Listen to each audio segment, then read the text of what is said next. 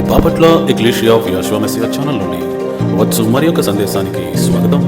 మతం యొక్క అసత్య బోధన నుండి పరిశుద్ధులకు ఒకసారే అప్పగింపబడిన బోధల్లోనికి దేవుడు మిమ్మల్ని నడిపించును గాక. ఈ సందేశం మీకు మీ కుటుంబానికి ఆశీర్వాదకరంగా ఉంటుంది గాక. విశ్రాంతి దినము చాలా ప్రాముఖ్యమైనది, అత్యంత ప్రాముఖ్యమైన ఆజ్ఞ. విశ్రాంతి దినాన్ని వారు అవమానపరిచారు కాబట్టి ఇశ్రాయేలీయులు నానా విధములుగా బాధ అనుభవించారు. విశ్రాంతి దినమును అవమానపరిచారు, అందుకే వారు ఇతర దేశములకు బానిసలుగా వెళ్ళిపోయారు.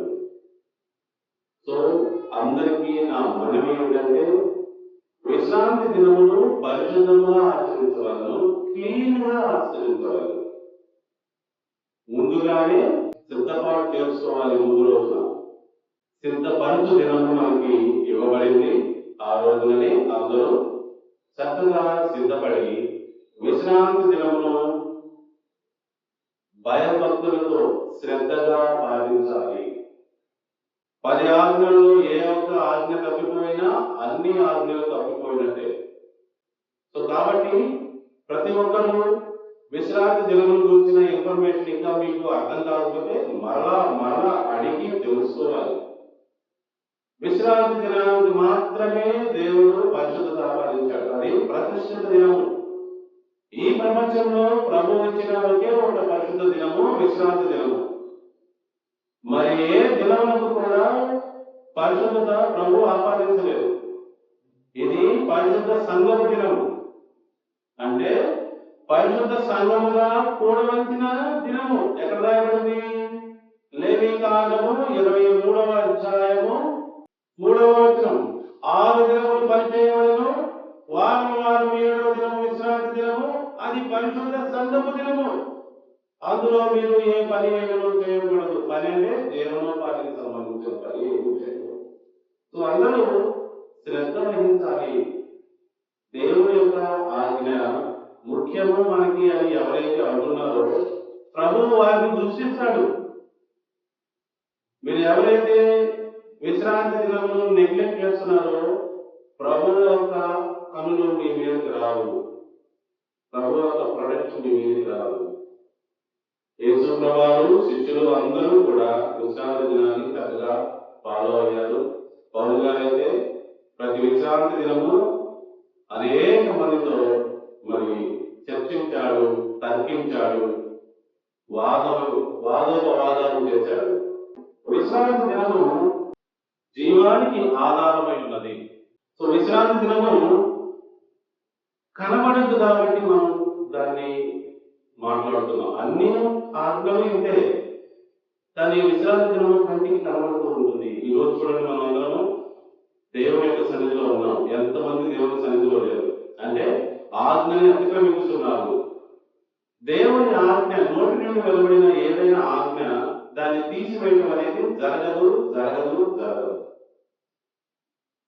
ప్రభువారు ఒక ఆజ్ఞ ఇస్తే ఆ ఆజ్ఞను తీసివేయడం అనేది జరగదు. అది ఆయన ధర్మశాస్త్రం అవుతుంది. సో దేవుని యొక్క ఆజ్ఞ అతిక్రమించడం అంటే పాపము చేయడమే. చట్టాన్ని అతిక్రమించినట్లే నేరస్తులైపోతున్నారు. ఆజ్ఞాతిక్రమమే పాపము, పాపం వల్ల వచ్చు తీవ్రము మరణము. సో డైరెక్ట్ గా అందరూ మరణాన్ని కోరుకుంటున్నట్టే విశ్రాంతి దినాన్ని పాటించకపోతే. అంత ప్రాముఖ్యమైన ఆజ్ఞ కాబట్టి నేను ప్రతి వారం దీని గురించి చెప్పడానికి ఇష్టపడుతున్నాను. ఇది దేవుడు నియమించిన సమయము. ఈ సమయంలో ఎవరు దేవునోపాధికి సంబంధించిన పని చేయకూడదు, వంట కార్యక్రమాలు చేయకూడదు. ఏదైనా అత్యవసర పరిస్థితుల్లో, ఎమర్జెన్సీ టైంలో మరి మెడికల్ హెల్ప్ కావాలంటే మనం చేయవచ్చు. జాగ్రత్తగా దీన్ని పాటించడానికి అందరూ ప్రయత్నించండి. శిష్యులైతే ప్రయత్నించబాకండి, చేయండి. బయట వాళ్ళైతే ప్రయత్నించండి, అది వారికే మేలు కలుగుతుంది. బాప్తిసం తీసుకొని ప్రభు సన్నిధిలో ఉన్న వారైతే ప్రయత్నం చేయొద్దు. కరెక్ట్ గా చేయండి. ఇది చాలా చాలా ఇంపార్టెంట్ అయిన ఆజ్ఞ. అందరికీ అర్థమవుతుందని నేను భావిస్తూ ఉన్నాను. దేవుని యొక్క ఆజ్ఞలన్నీ కూడా ఇంతేనండి. దేవుని యొక్క ఆజ్ఞలు మనకి శిరోధార్యం. దేవుని యొక్క ఆజ్ఞలు తీసివేయలేమో. అందరూ ఈ విషయాన్ని గమనించుకోవాల్సిందిగా మనం చేస్తున్నాం. సువార్త సమయంలోకి ముందుకి కొనసాగిపోవడం. మానవుడు దేవుడు అవుతాడా? దేవుడు మానవుడు అవుతాడా? అందరూ గమనించాలి. మానవుడు దేవుడు అవుతాడా? దేవుడు మానవుడు అవుతాడా? ఇవి రెండు సాధ్యమేనా అని మనం ఈ రోజున గమనిద్దాం. నిజంగా సాధ్యమవుతాయా? దేవుడు ఎవరు? దేవుడు అన్న వర్డ్ ని ఎవరు సృష్టించారు? దేవుడు అంటే అధికారి, ఎలోహిం, నాయకుడు, లార్డ్ అన్న మీనింగ్ వస్తుంది అనమాట. దేవుడు అంటే యాక్చువల్ గా బైబిల్లో దేవుడు అనే వర్డ్ లేదు, గాడ్ అనే వర్డ్ కూడా లేదు. దానికి ఆపాదించారు. ఈవెన్ జీసస్ అనే వర్డ్ కూడా లేదు. యాక్చువల్ గా ఆయన పేరు యెషువా. అందుకే మన చర్చ్ పేరండి యెషువా మెస్సియా చర్చ్. యేసు క్రీస్తు అన్న వర్డ్ కూడా బైబిల్లో లేదు. కాకపోతే దాని మీనింగ్ అలా వస్తుంది కాబట్టి అందరూ యేసు క్రీస్తు అంటారు. అందరూ గమనించుకోవాలి. 16వ శతాబ్దం తర్వాత ఈ జే అనే వర్డ్ వచ్చింది. జే. అంతకుముందు జే అనే వర్డ్ లేదు. అన్నిటికీ యా అనే వర్డ్ ని ఉపయోగించేవారు. సో యెషువా కాస్త జోషువా అయిపోయింది, ఇష్యూస్ కాస్త జీసస్ అయిపోయింది. గ్రీక్ లో ఇష్యూస్ అంటారు. సో ఇట్లా అందరూ గమనించుకోవాలి. దేవుడు అంటే ఎవరు అంటే నాయకుడు, రాజు, పరిపాలన చేయవాడు, అధికారి. అంతేగాని అందరూ దేవుళ్ళు అయిపోరు. ఆ పరమ దేవుడు లాగా, తండ్రి అయిన దేవుడు లాగా నిన్ను నన్ను కూడా దేవుడిని పిలవచ్చు. దేవుడు పిలుస్తాడు కూడా. కానీ తండ్రి అయిన దేవుడు ఎవరు కాలేరు. దేవుడు మానవుడు కాలేడు, మానవుడు దేవుడు కాలేడు. ఆ దేవుడు అన్న ప్లేస్ లో సృష్టికర్త, సమస్తమును పాలించుతున్న వ్యక్తి అని అర్థమించే వర్డ్ పెట్టాలి. కానీ వీళ్ళు దేవుడిని పెట్టేశారు తప్పుగా. సో దేవుడు అనే వర్డ్ కరెక్ట్ కాదు.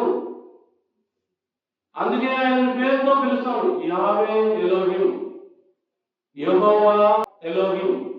అది కరెక్ట్ వర్డ్ అనమాట. సో కాబట్టి దేవుడు మానవుడు అవుతాడా? మానవుడు దేవుడు అవుతాడా? మానవుడు అంటే ప్రారంభించబడిన వాడు, ఎవరికి పుట్టినవాడు, ఎప్పుడో క్రియేట్ చేయబడిన వాడు. సో దేవునికి పుట్టుక మరణము ఉండదండి. పుడితే దేవుడు కాలేడు, మరణిస్తే దేవుడు కాదు. దేవునికి మరణ పునరుద్ధానాలు ఉండవు. ఈ విషయానికి అందరూ రావాలి. ఈ విషయాన్ని బుర్రలో అందరూ పెట్టుకోవాలి. దేవునికి మరణం ఉండదు, దేవునికి పుట్టుక ఉండదు. కాబట్టి యేసుక్రీస్తు వారు దేవుడు అనడానికి ఈ క్వాలిఫికేషన్ చెల్లటం లేదు. యేసు ప్రభువారికి ఈ యొక్క క్వాలిఫికేషన్ ఆపాదించలేము. ఎందుకంటే యేసు ప్రభువారు పుట్టారు, యేసు ప్రభువారు మరణించారు. దేవుడు చనిపోడు. ఎన్నోగబోతుంది. సో ఈ విషయాన్ని చక్కగా గమనించాలి. అందుకే యేసు ప్రభువారికి ఏం పేరు ఇచ్చారు? మెస్సయ్యా అంటే రాజు, అభిషేకించబడిన రాజు. సర్వెంట్ ఆఫ్ గాడ్ అన్నారు, అంటే సేవకుడు. దేవుని యొక్క అధికారాన్ని రిప్రజెంట్ చేస్తున్నవాడు, నియమించబడిన వాడు. తండ్రి నన్ను అన్నిటి మీద నియమించాడని చెప్పాడు యేసు ప్రభువారు.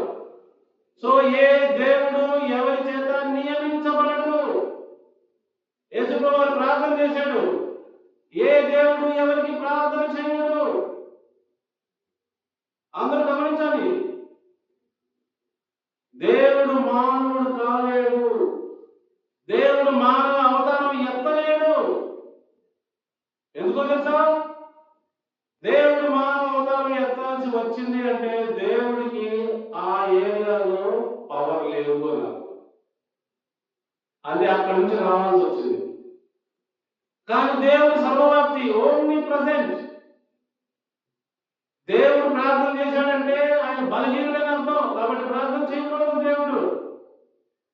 ఈ అన్ని పాయింట్స్ మనం యేసుప్రభువులో చూడవచ్చు. ఆయన ప్రార్థన చేశాడు, పుట్టాడు, మరణించాడు, నియమించబడ్డాడు. అందరూ గమనించాలి. కాబట్టి యేసుప్రభువు ఏమవుతాడు?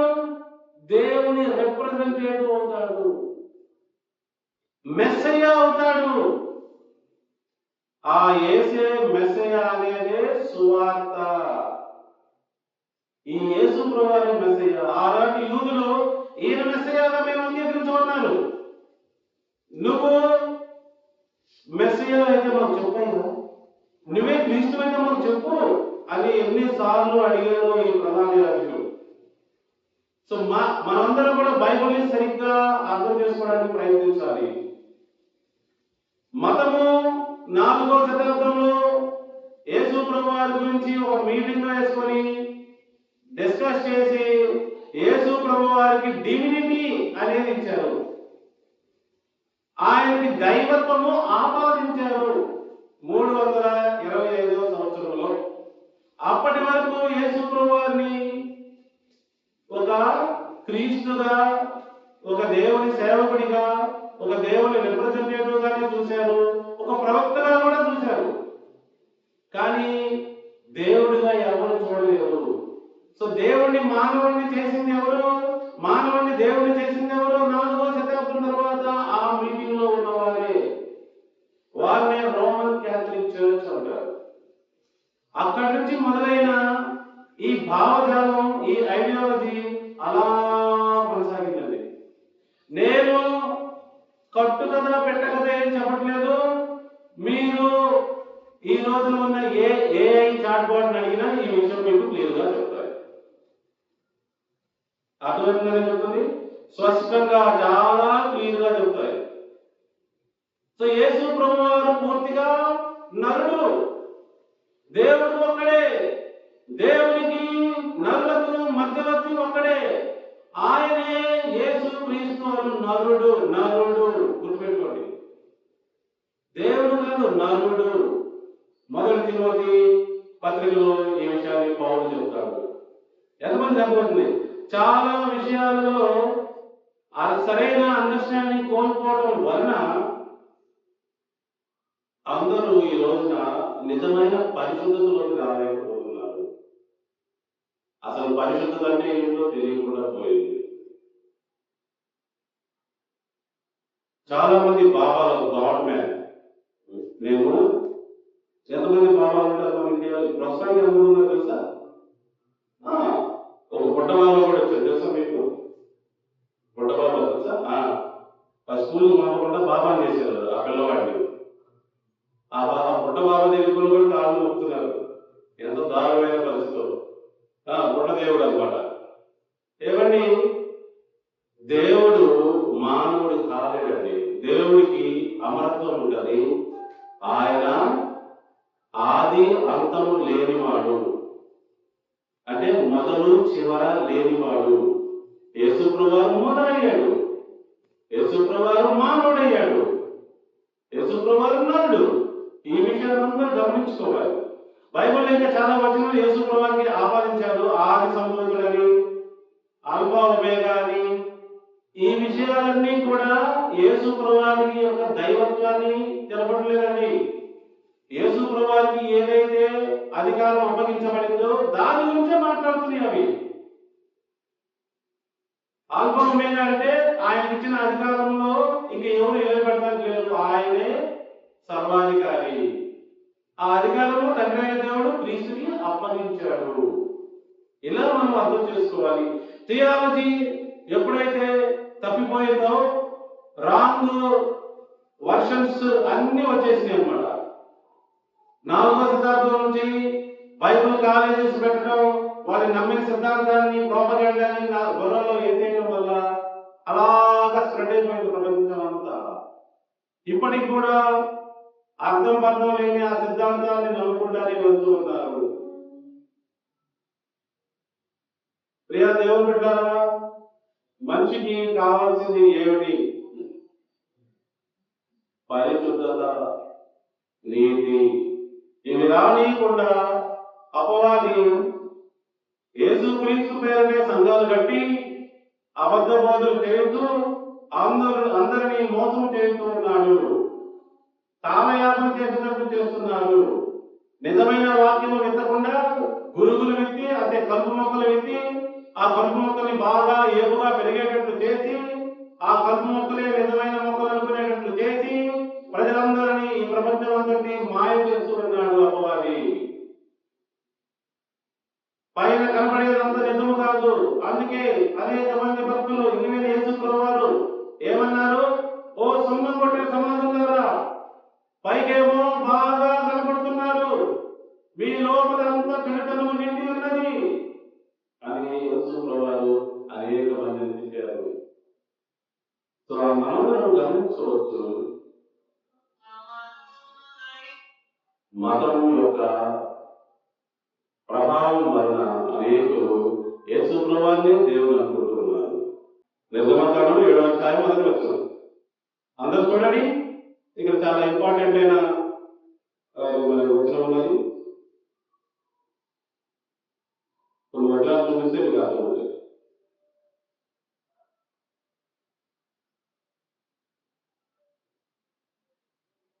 కాగా యెహోవా మోషేతో ఇట్లా అన్నాడు, ఇదిగో నిన్ను ఫరోకు దేవునిగా నియమించుకుని నీ అన్న అహరోను నీకు ప్రవక్తగా ఉండును. నిన్ను ఫరోకి దేవుడుగా నియమించాను. అక్కడ దేవుడు అంటే ఇప్పుడు మోషే దేవుడే కదా. ఇప్పుడు మోషే మనకి దేవుడా, లేకపోతే ఇశ్రాయేలు దేవుడా? మీరే ఆలోచించండి. దేవుడు అన్న వర్డ్ని పట్టుకొని అందరూ చాలా మిస్అండర్స్టాండింగ్ లో వెళ్ళిపోతున్నారు. యేసుప్రభువు వారిని కూడా దేవుడు అనొచ్చు ఈ కాంటెక్స్ట్ లాగా. దేవుడు అంటే నాయకుడు, దేవుడు అంటే రాజు, దేవుడు అంటే అధికారి, నియమించబడిన అధికారి. అంతేగాని టాప్ మోస్ట్ తండ్రి అయిన దేవుడి పొజిషన్ కాదు. ఇక్కడ మోసే కూడా నియమించబడ్డాడు కదా దేవుడుగా. యాక్చువల్గా దేవుడు అనే వర్డ్ రామ్ ట్రాన్స్లేషన్ అక్కడ. నీకు ఓ మోసే, నిన్ను ఫరోకే నీ అధికారిగా నియమిస్తున్నాను, నువ్వు అతను ఏమైనా చేయొచ్చు, నీ చేతిలో ఉంది, వెళ్ళు. అట్లా దేవుడు మోసేకి అధికారం ఇచ్చాడు. సంఖ్యాకాండము 23వ అధ్యాయము 19వ వచనం. దేవుడు అబద్ధమాడినకు ఆయన మానవుడు కాడు, పశ్చాత్తాపపడినకు ఆయన నరపుత్రుడు కాడు. అందరూ గమనించాలి, మానవులు అబద్ధాలు ఆడతారు. నిజంగా దేవుడు అబద్ధం ఆడలేడు. ఆయన ఏమైనా మానవుడు అనుకుంటారా అబద్ధం ఆడటానికి? అంటే దేవుడు మానవుడు కాలేడు. దేవుడు మానవుడు లెవెల్కి రాలేడు. మనిషిగా పుట్టినవాడు, లేకపోతే మనిషి జన్మ ఎత్తినవాడు దేవుడు కాలేడు. మనుషులు అబద్ధం ఆడతారు, దేవుడికి కుదరదు, దేవుడు అట్లా రాలేడు. పశ్చాత్తాపడతారు మనుషులు, పశ్చాత్తాపడటం ఆయన నరపుత్రుడు కాడు. ఈ మాటలని మనందరము స్పష్టంగా గమనించాలి. నెక్స్ట్ వచనం, 1 సమూయేలు గ్రంథము 15వ అధ్యాయము 29వ వచనం.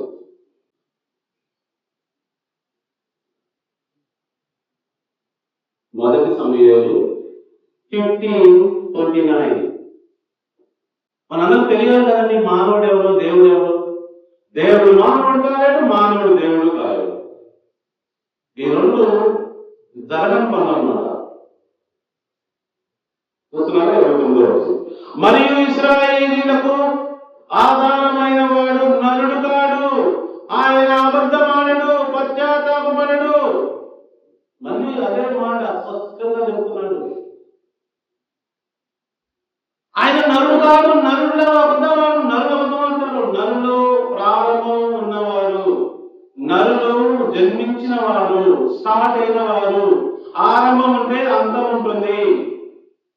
God is like infinite. He cannot have a beginning or ending. ఆయన ఉన్నవాడు అంతే. ఎక్కడున్నావయ్యా, ఎట్లా ఉన్నావా, ఎవరయ్యా అంటే నేను ఉన్నవాడు అంతే.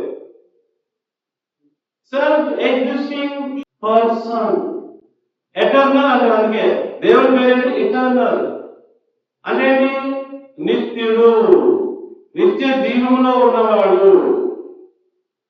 దేవుడు నరుడు కాలేడు, అవతారము ఎత్తలేడు, ఎత్తకూడదు, అందులో నుంచి ఇందులో రాలేదు. నెక్స్ట్ వచనం యెషయా గ్రంథము 55వ అధ్యాయము 11వ వచనం. దేవుడు నరుడు అవుతాడా?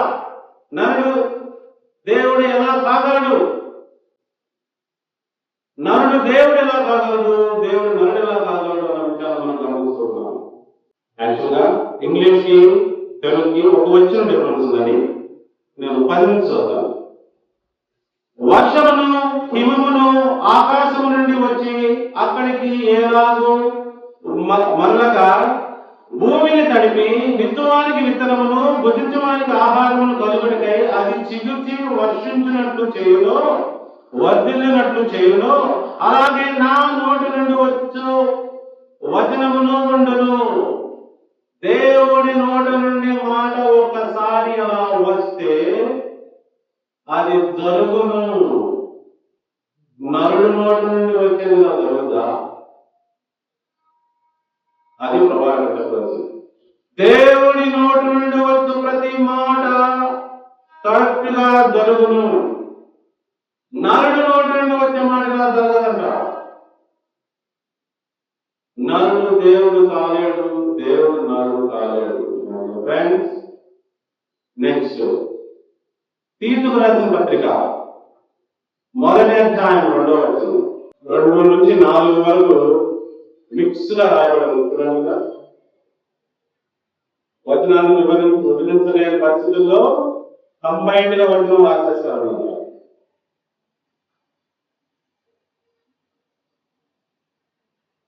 చూడండి, నిత్య జీవమును గూర్చిన నిరీక్షణతో కూడిన భక్తికి ఆధారముకు సత్య విషయమైన అనుభవ జ్ఞానము నిమిత్తము దేవుని దాసుడును యేసుక్రీస్తు అపోస్తలుడైన పౌలు మన అందరి విశ్వాస విషయంలో నా నిజమైన కుమారుడుకు తీతుకు శుభమని చెప్పురాయనని, ఆ నిత్య జీవమును జాగ్రత్త గమనించాలి, ఆ నిత్య జీవమును అబద్ధమాడలేదని దేవుడు అనాది కాలమందే వాగ్దానం చేసను. కానీ ఇప్పుడు మన రక్షకుడైన దేవుని ఆజ్ఞ ప్రకారము నాకు అప్పగింపబడిన సువార్త ప్రకటన వలన తన వాక్యము యుక్తకాలమునందు బయలుపరచబడిను. తండ్రి అయిన దేవుని నుండి మన రక్షకుడైన యేసుక్రీస్తు నుండి కృపయో కనికరము సమాధానము మీకు కలుగును గాక. ఇందులో మనం గమనించాల్సిన మ్యాటర్ ఏంటి? God is not man that he should lie.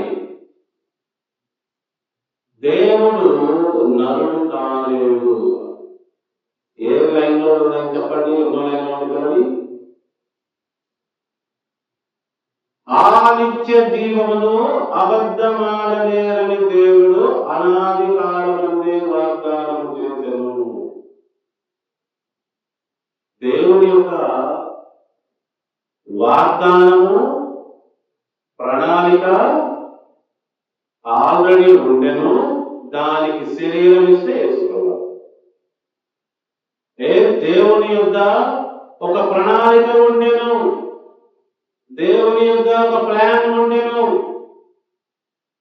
అబద్ధమాడిన దేవుడు వాగ్దానం చేసెను, ప్రామిస్ చేసెను. అక్కడ మనిషి లేడు, వాగ్దానం ఉండెను. అయితే ఆ వాగ్దానం నెరవేర్చడానికి ఒక నరుడిని పుట్టించి రెండవ ఆదాము లాగా ఆయన ద్వారా దానిని నెరవేర్పు చేశాను. నరుడు దేవుడు కాలేడు, దేవుడు నరుడు కాలేడు. ఇందాక నేను వచ్చిన మనం చూస్తాను చూడండి. 1 తిమోతి 2:5 చూడండి. దేవుడు ఒక్కడే. అక్కడ ఆగిపోలేదా మీరందరూ? దేవుడు ముగ్గురు ఒక్కడిగా ఉన్నారు అట్లా. దేవుడు ఒకే ఒక వ్యక్తి. దేవునికి నరులకు మధ్యవర్తి ఒకడే. దేవునికి నరులకు మధ్యవర్తి ఒకడే. అంటే మానవులకి దేవుడికి మధ్య ఒక మధ్యవర్తిని ఏర్పాటు చేశాడు. ఎవరు ఏర్పాటు చేశాడు? దేవదూతలు కాదు. ఎవరు ఏర్పాటు చేశారు చూడండి. ఆయన క్రీస్తు యేసు నరుడు. అది నరుడిని మధ్యవర్తిగా ఏర్పాటు చేశాడు. అందరి కన్నులు ఈ రోజున తెరవబడాలి. దేవుడు మరణము జననము లేనివాడు, ఎవరికి ప్రార్థన చేయని వాడు, అబద్ధమాడని వాడు. చూసారా? ఎవరి చేత సలహాలు చెప్పించుకోని వాడు, జ్ఞానము ఫుల్లుగా అన్ని విషయాలు తెలిసి ఉన్నవాడు. నాకు తెలియదు అని యేసుప్రభువు చాలాసార్లు అన్నాడు. కొన్ని విషయాలు యేసుప్రభువు నియమించబడ్డాడు. నియమించింది తండ్రి అయిన దేవుడు.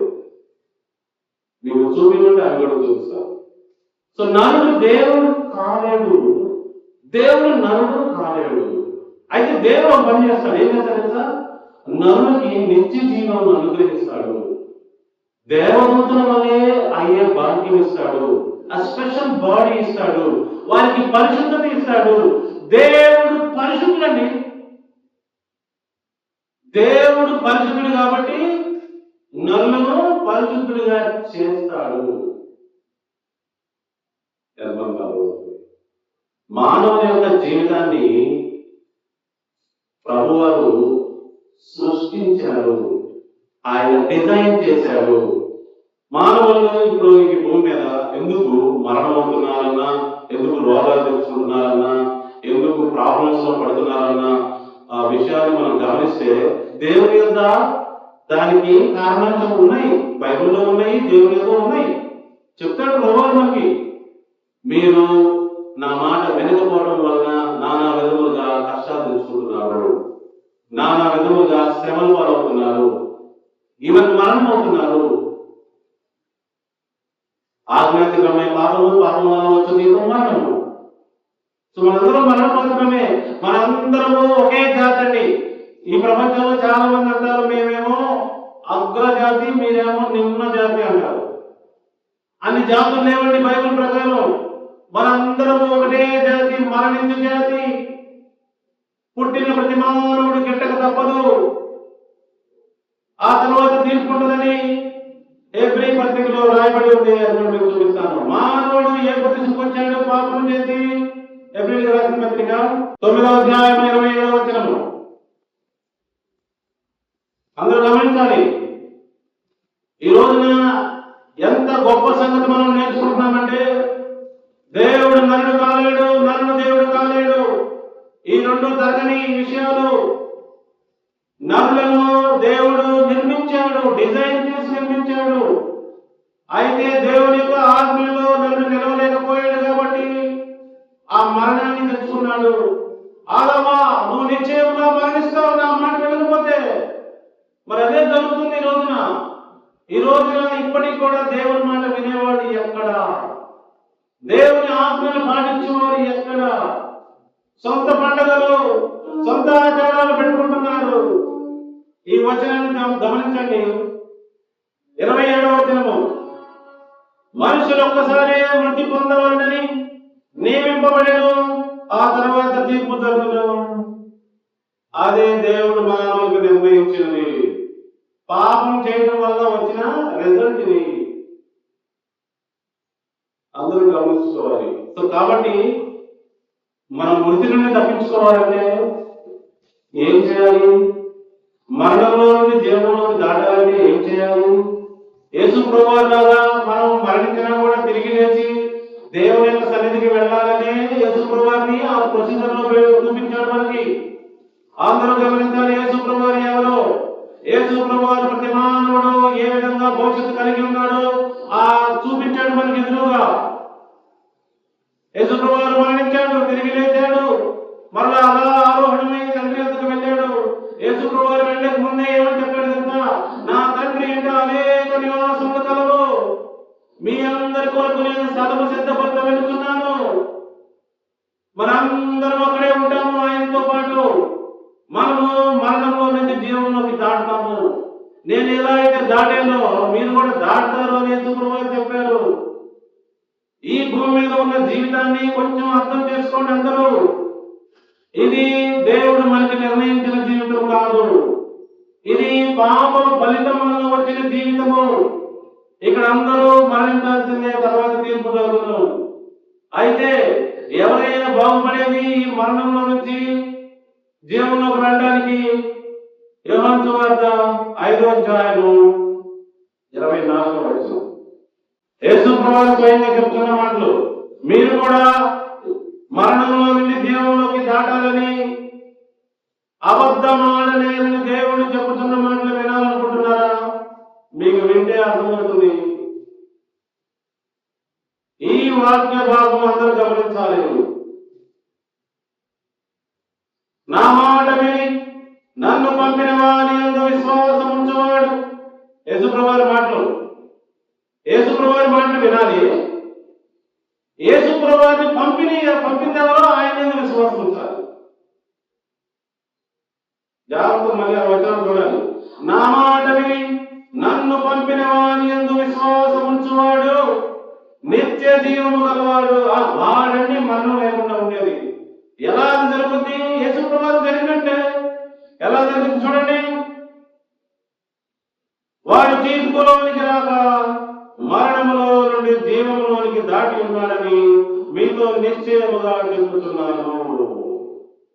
తీర్పులో రాడు. ఇందాక చూసాక మనుషులు ఒకసారి మరణించాలి, తర్వాత తీర్పు. కానీ ఇక్కడ ఏం చెప్తాడు యేసు ప్రభువు? వాడు తీర్పులోనికి రాక మరణంలో నుండి డైరెక్ట్ గా జీవంలోనికి వస్తాడు అని చెప్తాడు యేసు ప్రభువు. వింటున్నారా అందరూ? మరణంలో నుండి జీవంలోనికి దాటి ఉన్నాడని మీతో నిశ్చయముగా చెబుతున్నాను. అయితే ఇక్కడ ఏం జరుగుతుందంటే, ఇప్పుడు మామూలుగా ఈ శరీరంతో ఉన్నాం కాబట్టి ఖచ్చితంగా మానేస్తాము. కానీ మరణం మనకు లేదండి. యేసు ప్రభువు రావడం, ప్రభునందు మృతులైన వారందరూ ఎదుగుతాం. అంటే మరణం క్యాన్సిల్ అయిన ఉన్నాడు. వాళ్ళు ఈ పాప శరీరం ఉంది కాబట్టి మరణిస్తారు. ఇక్కడ యేసు ప్రభువు రావడం, వాళ్ళు మన సమాధుల నుంచి లేదొస్తారు. వాళ్ళు మరణం లేదు. అందుకే యేసు ప్రభువు రావడం వాళ్ళు ఎక్కడ రాయబడిన విషయం పౌలుగా చెప్తాడు. ఈ వచనం ఈ అధ్యాయంలోనూ ఉంది, మొదటి దశలోనికి రాసిన పత్రికలో కూడా ఉంది. ఇక్కడ చదువుతాను, అక్కడ చదువుతాను. జాగ్రత్త చూడండి. 28వ వచనం చూడండి. దీనికి ఆశ్చర్యపడి ఒక కాలం వచ్చుచున్నది, ఆ కాలంలో సమాధుల్లో ఉన్న వారందరూ ఆయన శబ్దం విని మేలు చేసిన వారు జీవ పునరుద్ధానమునకును, కీడు చేసిన వారు తీర్పు పునరుద్ధానమునకును బయటికి వచ్చేదారు. మరణించిన వారికి జరిగే పరిస్థితి ఇది. ఇప్పుడు మొదటి దశలోనికి రాసిన పత్రిక 4వ అధ్యాయము 16వ వచనం. ఆర్భాటముతోనూ ప్రధాన దూత శబ్దముతోనూ దేవుని బోధతోనూ పరలోకము నుండి ప్రభువు దిగి వచ్చును. క్రీస్తు నందుండి మృతులైన వారు మొదట లేదురు. వారి ఆపలు సమాధి ఆపలేదు. వారిని ఎవరైతే యేసు క్రీస్తును పరిశుద్ధులుగా జీవించి మృతి నొందారో, క్రీస్తు నందుండి మృతులైన వారు మొదట లేదురు. ఆ మీదట సజీవులమై నిలిచి ఉండు మనము వారితో కూడా ఏకులుగా ప్రభువుని ఎదుర్కొన్నకు ఆకాశ మండలములకు మేఘముల మీద కొనిపోబడదుము. కాగా మనము సదాకాలము ప్రభుతో కూడా ఉందుము. ఇవి దేవుని యొక్క మాటలు, దేవుని యొక్క ప్రణాళిక. యేసు క్రీస్తు వారు మనందరి కోసం వచ్చిన రక్షకుడు, నరుడు, మానవుడు. ప్రాబ్లం ఎక్కడ వచ్చిందంటే యేసుప్రభువారిని దేవుడు చేసి ఆయన పూజించడం, ఆయన చుట్టూ పండుగలు వెళ్ళడం, ఆయన గురించి ఏడవడం, ఆయన గురించి అంటే మనిషి యొక్క మెసేజ్ని మర్చిపోయి మనిషిని పట్టుకోవడం. తప్పేం లేదు కదా. చాలా మందికి తప్పు లేనట్టు కనపడుతుంది. చూడండి, మళ్ళీ వాళ్ళు వేరేది చెప్పట్లేదు, యేసుక్రీస్తు గురించే చెప్తున్నారు. ఆయన సుందరుడని, ఆయన నామం గొప్పదని, ఆయన విగ్రహం చేసి, ఆయన ప్రార్థన చేసి, ఆయన కోసం ఏడ్చి, చూసారా అంతా ఆయన గురించి చెప్తున్నారు. మళ్ళీ మనం తప్పలేదా? ఆయన చనిపోయాడని, ఆయన తిరిగి లేచాడని, ఆయన ప్రార్థన చేశాడని, ఆయన ఆయన ఆయన చెప్పేసి అంటుంటే మనం ఎవరు తప్పు పట్టలేము. ఆ విధంగా అపవాది మోసం చేస్తున్నాడు. కానీ అపవాది అందరి కళ్ళు ఎక్కడ చెప్తున్నాడు తెలుసా? యేసు ప్రభువు వారు చెప్పిన దాన్ని మాత్రం చేయడు. ఆయన మాటలు వినేడు, ఆయన చెప్పిన దాన్ని చేసిన దాన్ని మాత్రమే వినమాటాడు. మరోసారి చెప్తున్నా, the religion has been deceived by preaching works of Jesus instead of the message of the Jesus. చాలా గ్రాండ్ డిసిప్లిన్ అండి. ఆయన చెప్పిన మాటలు పక్కన పడేసి ఆయన చేసిన దాన్ని మాత్రమే చెప్తారు. అదిగో యేసు ప్రభువు స్వస్థత చేశాడు, అదిగో యేసు ప్రభువు అక్కడ ఎలా నిలబడి నడిచాడు, అదిగో యేసు ప్రభువు తిరిగి లేచాడు, అదిగో యేసు ప్రభువు తినబడ్డాడు, అదిగో యేసు ప్రభువు ప్రార్థన చేశాడు. ఆయన చేసిన దాన్ని మాత్రమే చెప్తారు. చాలా తెలివిగా అపవాది ఈ మనుషుల ద్వారా. కానీ ఏం చెప్పడం? ఆయన చెప్పింది చెప్పాడు. యేసు ప్రభువారు ఏం చెప్పాడు? నేను ధర్మశాస్త్రమును కొట్టివేయడానికి రాలేదు, అలా తలంచును కూడా తలంచుతున్నాడు. ఆ విషయం చెప్పాడు. నేను పరిశుద్ధుడు కనుక మీరు కూడా పరిశుద్ధులై ఉండాలి అని చెప్పాడు ప్రభువు. ఆ విషయం చెప్పాడు. అవి చెప్పడు. ఏం చెప్తాడు? ఊరికే ఆయనకి దండేయటం, పూలు చల్లటం, ఆరాధన చేయడం, ఇవన్నీ మాత్రం చెప్తారు అన్నమాట వీళ్ళు. అందరూ అర్థం చేసుకోవాలి, మోసము. నా పేరిట అనేకులు వస్తారని యేసుప్రభువు చెప్పారు. నేనే క్రీస్తు అని చెప్తానని కూడా చెప్పాడు ఆయన. మత్తయి సువార్త 24వ అధ్యాయం. ఈ రోజున యేసు ప్రభు పేరిట ఎవరు వచ్చారో చెప్తున్నారు చూడండి. యాక్చువల్ గా తండ్రి అయిన దేవుడు యేసు క్రీస్తు ద్వారా పిలుచున్నాడు మనల్ని. కానీ వీళ్ళేం చెప్తారు? Jesus calls. యేసు పిలుచుతున్నాడు. యాక్చువల్ గా యేసు క్రీస్తు ద్వారా తండ్రి అయిన దేవుడు పిలుచుతున్నాడు. కానీ వీళ్ళేం చెప్తారు? Jesus calls. యేసు పిలుచుతున్నాడు. తన చేతులు ఇలా తాపి పిలుచున్నాడు సిలువలో. ఇక్కడ యేసు ప్రభువు స్వయంగా చెప్పిన మాట మీకు చూపిస్తాడు. మత్తయి సువార్త 24వ అధ్యాయము 4వ వచనం నుంచి చదువుతున్నాను.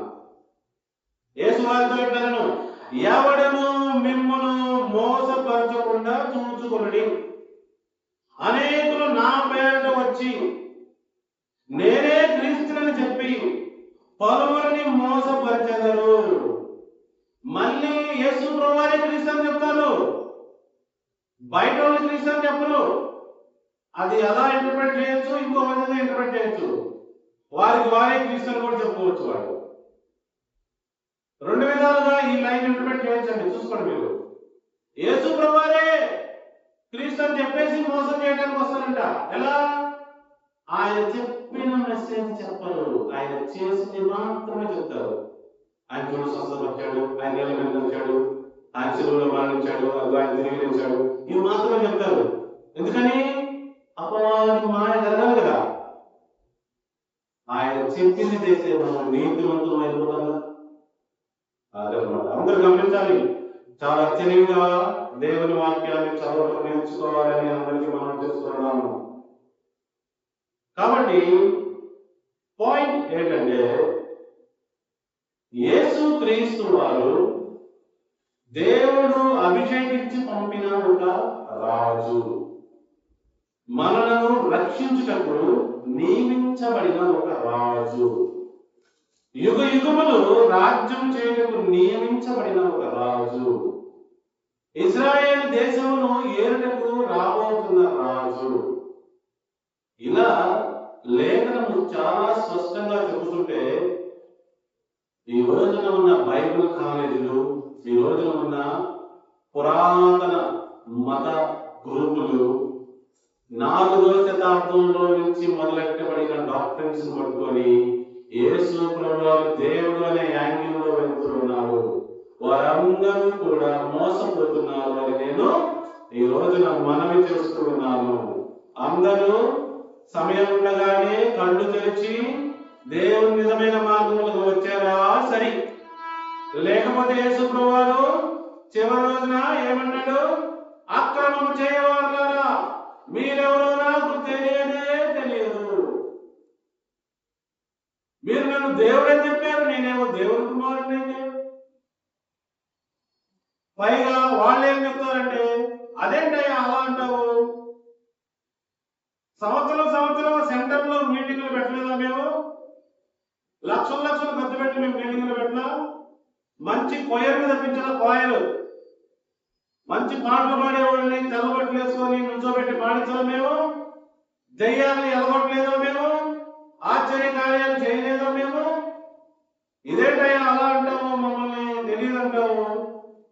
మేము పెద్ద పెద్ద సువార్త స్వస్థత మా సభలు పెట్టలేదా? మేము 4 కోట్లతో చర్చి బిల్డింగ్ సెంటర్ లో, సిటీ సెంటర్ లో కట్టించలేదా? మేము మీకోసం ఎంత పెద్ద పెద్ద స్టార్లే పెట్టాము, సిలువలే పెట్టాము. మేమెవరో మీకు తెలియదు అంటారు. ఇది న్యాయమైన ఏసయ్య అంటారు. వాడు ప్రభువు అంటారు, మీరెవరో నాకు తెలియదు, అక్రమం చేయవాళ్ళరా నా ఎదురు నుండి తొలగిపోండి. మీరు నన్ను గురించి ప్రకటించారు కానీ నా మెసేజ్ ప్రకటించలేదు. నేను చెప్పినది చేయలేదు. మీరు నాకు విధేయత చూపించలేదు. అందుకే మీరు ఎవరో నాకు తెలియదు. నిన్న ఒక ఆయన అన్నాడు, ఎక్కడ చూసినా ఈ సిలువ లేదు, మెడలో సిలువ, ఈ ఇంట్లో సిలువ, ఫోటోల్లో సిలువ, చర్చిల మీద సిలువ, ఇంకా నయం యేసు ప్రభువుకి ఉరిశిక్ష చేయలేదు అన్నాడు. ఇంకా నయం యేసు ప్రభువుకి ఉరిశిక్ష చేయలేదు. అప్పుడేం జరుగుండేవి చెప్పండి? ఉరితాడు, మెడలో ఉరితాడు, ఇంట్లో ఉరితాడు, బిల్డింగ్ల పైన, చర్చి బిల్డింగ్ల పైన ఉరితాడు, ఎక్కడ పెట్టిన ఉరితాడు ఉండేది కదా. అప్పుడు మీనింగ్లెస్ పీపుల్. ఏదైతే మోసం 4వ శతాబ్దం నుంచి మొదలెట్టారో ఇంకా దాని నుంచి బయటపడలేకపోతున్నారు. లెంట్ ఎక్కడ ఉంది చెప్పండి బైబిల్లో? ఎవరు చేశారు లెంట్? యెహెజ్కేలు గ్రంథము 18వ అధ్యాయంలో ఉంది లెంట్. నిమ్రోదు కుమారుడైన తమ్మూజు కోసం 40 దినములు ఏడ్చారు వాళ్ళు. అది మీరు చెయ్యొద్దని చెప్పాడు ప్రభువారు. అందరూ చదువుకోండి. యెహెజ్కేలు గ్రంథము 18వ అధ్యాయం 4వ వచనం. తమ్మూజు గురించి ఎక్కడ చెప్పబడింది? తమ్మూజు ఎవరు? నిమ్రోదు సెమిరమిస్సుకి పుట్టిన కుమారుడు. తల్లి కొడుకు మతం అక్కడే బిగినైంది. అందరూ గమనించుకోకపోతే మాయలో పడతారు, మోసంలోనే పడిపోతారు. ఈరోజు పాయింట్ ఏంటి? దేవుడు నరుడు కాలేడు, నరుడు దేవుడు కాలేడు. అయితే దేవుడు నరులను పరలోకానికి హెచ్చిస్తాడు. ఆయన తన కుటుంబాలను కూర్చోబెట్టుకుంటాడు, ఆశీర్వదిస్తాడు, నిత్య జీవం ఇస్తాడు. తన పోలికలో నిర్మించాడు కాబట్టి మనకి అన్ని రకాల ఆశీర్వాదాలు ఇస్తాడు. యేసు ప్రభువుకి ఇచ్చి రుజువుగా మీకు కూడా ఇస్తాను అని చెప్తున్నాడు. తండ్రి ఎప్పుడు కూడా మనల్ని జ్ఞానం లేకుండా వదలకండి, ప్రూఫ్ ఇస్తాడు, ఎవిడెన్స్ ఇస్తాడు. ఇదిగో ఈ యేసుకి ఇచ్చాను, ఈయనకి వల్లే మీకు కూడా ఇస్తాను అని చెప్తున్నాడు. అంతేగాని మోసం చేయడం తండ్రి దేవుడు. అర్థం చేసుకోండి. అబద్ధం అంటే అబద్ధం అంటే పలకడట, అబద్ధం ఆడనేదని దేవుడు. అందరూ గమనించుకోవాలి. నెక్స్ట్ పాయింట్కి వెళ్దాం. నెక్స్ట్ పాయింట్ ఏంటంటే, దేవుడికి ఉన్న ఉన్నది ఏంటంటే పరిశుద్ధత, నీతి. అవి రెండు కూడా తన రాజ్యంలోకి వచ్చే ప్రతి ఒక్కరిలో చూడాలనుకుంటున్నాను. పరిశుద్ధత, నీలో నాలో పరిశుద్ధత కావాలంటండి. మన అందరిలో కూడా పరిశుద్ధత ఉండాలంట. ఈ రోజు చాలా మంది ఏమంటారంటే, ఆ 10 ఆజ్ఞలు మనం పాటించలేం కదా, మనం బలహీనం కదా, మనం పాపాలు చేస్తూనే ఉంటాం కదా. ప్రభు అలా చెప్పట్లా. నీ తండ్రి పరిశుద్ధుడు కనుక నువ్వు కూడా పరిశుద్ధుడుగానే ఉండవలను అలా చెప్తున్నాడు దేవుడు. మనకి హోలీనెస్ ఈజ్ వాట్ రిక్వైర్డ్. మరి ఎలా అవుతుందండి పరిశుద్ధత అని మీరు అడగచ్చు. పరిశుద్ధత మనిషికి ఎలా అవుతుంది? నరుడు అబద్ధం ఆడతాడు, మోసం చేస్తాడు, దుర్మార్గంగా ఆలోచిస్తాడు, ఈ లోకంలో ఉండగొండ ప్రదేశంలో ఉన్నాడు. ఎలా ఉంటాడు? ఎలా ఉంటాడండి? మీకు ఏమైనా తెలుసా? ఎవరైనా చెప్పగలరు? గెస్ చేయండి. ఎవరైనా వైల్డ్ గెస్. నరుడు పరిశుద్ధుడు ఎలా ఉంటాడు? సింపుల్ గా ఉంటాడు నరుడు పరిశుద్ధుడు. ఎలా చెప్పాలి? ఎలా ఉంటాడు? ఎందుకంటే చెప్పాలి. బాప్తిసం తీసుకోవడం 50% ఎక్కడ వచ్చాం? దేవుని రాజ్యం 50%. ఎవరు చెప్పింది? నువ్వు ఎప్పుడైతే బాప్తిసం తీసుకుంటావో అప్పుడు యాజకుడు నీ మీద చేతులకి ప్రార్థన చేస్తే పై నుంచి తండ్రి నిజమైన ఆత్మ, పరిశుద్ధమైన ఆత్మ నీ మీదకు వచ్చును. అప్పుడు నువ్వు పరిశుద్ధంగా జీవించగలుగుతావు, పరిశుద్ధుడు అవుతావు. పరిశుద్ధుడు అంటే దేవుని రాజ్యం కోసం నియమించబడిన పౌరుడు. దేవుని రాజ్యంలో నువ్వు ఉండాలి అంటే నీకు పౌరుని స్పిరిట్ అందించబడాలి. లేకపోతే ఎవరు పరిశుద్ధులు కాదు. ఏమండి? ఎవరు పరిశుద్ధులు కాదు. అందుకు అర్థమవుతుందా? దేవుని యొక్క పరిశుద్ధత మనకు అవసరం. హోలీ స్పిరిట్ ద్వారా అది కలుగుతారు. సత్య స్వరూపమైన ఈ ఆత్మ వచ్చినప్పుడు మన కళ్ళు తెరవబడకుండా పిక్చర్ క్లారిటీగా వస్తుందట. అసలు అంత క్లియర్గా అనుకుంటుంట. ఏమి కూడా లొసులు ఏముంటాయి, ఇంకా అంత క్లియర్గా ఉంటుందట. చాలా వచనాలు ఉన్నాయి. నేను ఏం చదవాలనుకుంటున్నాను? 2-3 వచనాలు ఉన్నాయి. గ్రీక్ వర్డ్స్, హీబ్రూ వర్డ్స్ కూడా చెప్పాలంటే నేను చెప్పచ్చు. ఏం చెబుతుంది ఈ పరిశుద్ధత అంటే ఏంటి, ఈ పరిశుద్ధ జీవితం అంటే ఏమిటి, ఎలా జీవించాలి? దేవుడు పరిశుద్ధుడు కనుక నువ్వు కూడా పరిశుద్ధంగా జీవించాలని ప్రభువు కోరుతున్నాడు. వచనాలు చూపించి నేను ముగిస్తాను. చూడండి, లేవికాండము 19వ అధ్యాయము 2వ వచనం. లేవికాండము 19వ అధ్యాయము 2వ వచనం. నరుడు దేవుని వలె ఏమి సంపాదించుకోగలడు? దేవుడు కాలేడు కానీ దేవుని వలె దేవునికి ఉన్న లక్షణాలు మాత్రం సంపాదించుకోగలిగిన అవకాశం ఉన్నది.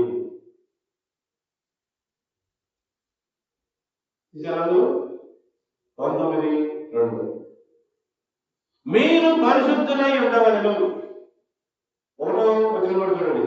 యెహోవా మోషేకు ఇలాంటి సెలవిచ్చెను, ఇశ్రాయేలీయుల సర్వ సమాజంతో ఇట్లు చెప్పుము, మీరు పరిశుద్ధులై ఉండవలెను, మీ దేవుడైన యెహోవాకు నేను పరిశుద్ధుడై ఉన్నాను.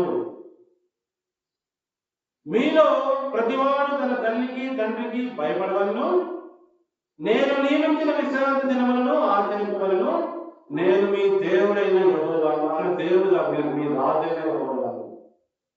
ఆమె ఓకే, మీ అధికారి నేనే.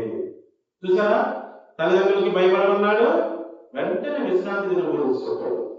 విశ్రాంతి దినము మన జీవితంలో పెద్ద పాత్రను పోషిస్తున్నది. ఈ లోకంలో అది మనకు గుర్తు. నేను దేవుని బిడ్డను అయ్యాను అని చెప్పడానికి అదే గుర్తు. ఈ లోకంలో ఎవరి దగ్గరికైనా వెళ్ళండి, నేను విశ్వాసిని, నేను దేవుని బిడ్డని అంటున్నాను, విశ్రాంతిని ఫాలో అవుతున్నాను అని అడిగాడు వెంటనే. ఎందుకంటే అదే గుర్తు. విశ్రాంతి దినం ఫాలో అయ్యేవాడే దేవుని బిడ్డలు. విశ్రాంతి దినం ఫాలో ఇంకా అవలేకపోతున్నారు వాళ్ళు దేవుని బిడ్డలు కాదు. దానికోసం నిర్ణయించబడాలి వాళ్ళు. అర్థమవుతుందని చెప్తుంది. నెక్స్ట్ వచ్చిన పడుతుంటారు. అదే వచనాన్ని పేతురు పలికాడు. మొదటి పేతురు పత్రిక 1:15 పాత నిబంధనలు తీసేద్దామంటారు, మరి పేతురేమో పాత నిబంధనలో ఉన్నదని రాస్తున్నాడు. ఏమండి, పాత నిబంధన కాదంట, మనం కొత్త నిబంధన అంట. చాలా మందికి పాత నిబంధనకి కొత్త నిబంధనకి మధ్య డిఫరెన్స్ కూడా తెలియదండి. మళ్ళేమో 34 సంవత్సరాలు చర్చిలో మెంబర్స్ పాత నిబంధన నువ్వు ఫాలో కాలేకపోయావు కాబట్టి దేవుడు కొత్త నిబంధన చేశాడు, దాన్ని మాడిఫై చేశాడు. పాత నిబంధనలో నీకు ఇచ్చిన ఆజ్ఞలు పాటించలేకపోతున్నావు కాబట్టి పాటించే విధంగా కొత్త నిబంధన ఇచ్చాడు. ఆజ్ఞలవే అక్కడ రాతి పలకల మీద రాశాడు, ఇక్కడ హృదయాల మీద రాస్తున్నాడు పరిశుద్ధాత్మ శక్తి ద్వారా. ఏ బైబిల్ కాలేజీలో కూడా దొరకవు ఇవన్నీ. 4వ శతాబ్దంలో తర్వాత వచ్చిన బైబిల్ కాలేజీలన్నీ కూడా రోమన్ క్యాథలిక్ చర్చ్ ప్రారంభించిన ప్రోపగాండానే ఉంటుంది. అందులో యేసుప్రభు దేవుడుగా ఉంటారు. యేసుప్రభు సిలువ సువార్త ఉంటుంది, దేవుడు రాసిన సువార్త ఉండదు ఆ బైబిల్ కాలేజీలో. అర్థం చేసుకోండి. కాబట్టి ప్రతి ఒక్కరూ నిజమైన సంఘము చెప్పు మాటలు వింటేనే రక్షించబడతారు, లేకపోతే ఇంతే సంగతులు చిత్తగించబడదు. ఏమంటున్నాడు పేతురు చూడండి, మరి పాత నిబంధన గ్రంథంలో ఎత్తి రాస్తున్నాడు. 1:17 14 నుంచి మిక్స్ చేయబడి చూడండి. నేను పరిశుద్ధుడై ఉన్నాను కనుక మీరు పరిశుద్ధులై ఉండడని రాయబడి ఉన్నది, కాగా మీరు విధేయులకు పిల్లలై ఈ విధంగా నడుచుకోవాలని పేతురు అంటున్నాడు. పేతురు రాస్తున్నాడు. ఇప్పుడు చాలా మందికి ఇలా ఆలోచించే విధానం కూడా తెలియదు. ఇప్పుడు పేతురు అలా అన్నాడు అంటే అది సాధ్యమైందనా సాధ్యం కాదని అన్నాడా? సాధ్యం అవుతుందనే సాధ్యం కాదని అన్నాడా? ఎందుకు ఓర్ని అన్నాడు కదా పేతురు?